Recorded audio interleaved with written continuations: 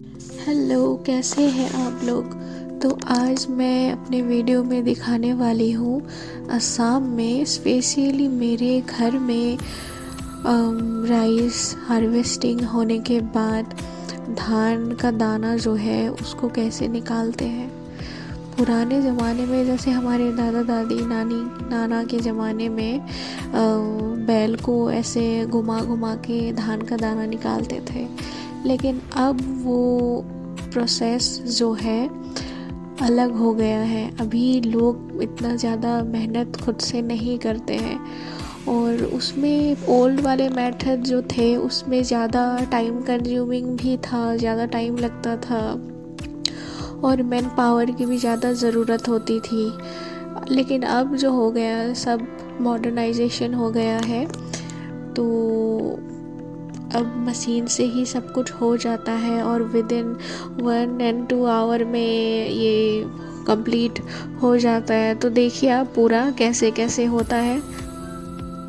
जब मैं छोटी थी तब ये सब देखा करती थी अपने नाना नानी के घर में या गांव जब घूमने आती थी। तो जब मैं बड़ी हुई तो ये सब देखने को नहीं मिला और हम लोग ज़्यादातर रेंट हाउस में ही रहे। टाउन में तो गांव का माहौल उतना नसीब नहीं हुआ। बट मेरे शादी के बाद उसके बाद भी मैंने ये सब नहीं देखा था। हस्बैंड थे तो बाहर ही ये सब काम करके आ जाते थे, लेकिन हस्बैंड के जाने के बाद पहली बार मैंने ऐसा कुछ अपने आँखों के सामने प्रोसेस देखा है।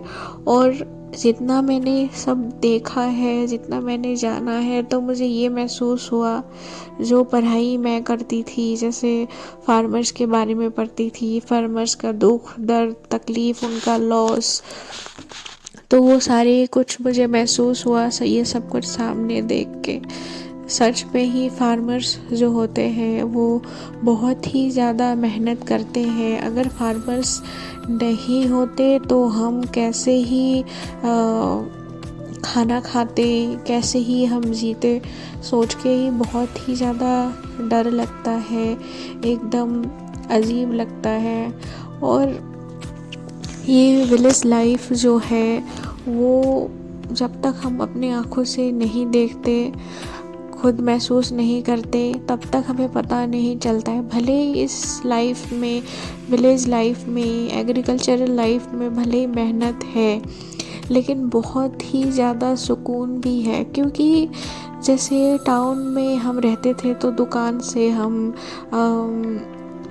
राइस खरीद के खाते थे, तो हमें पता नहीं था कि उस राइस में क्या ही है, क्या मिलावट है, क्या नहीं है, वो कैसे ही बना होगा, या फिर उसको कैसे ही इतना टाइम तक स्टोर करके रखा होगा, कहीं कोई मेडिसिन केमिकल्स यूज़ करता होगा, हमें कुछ भी नहीं पता।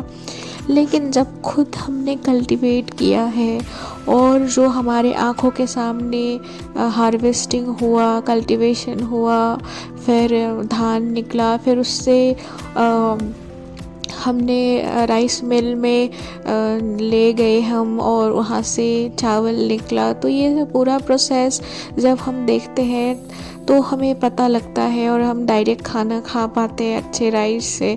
तो बताइए आज का ये मेरा वीडियो आपको कैसा लगा, ये प्रोसेस। Thank you.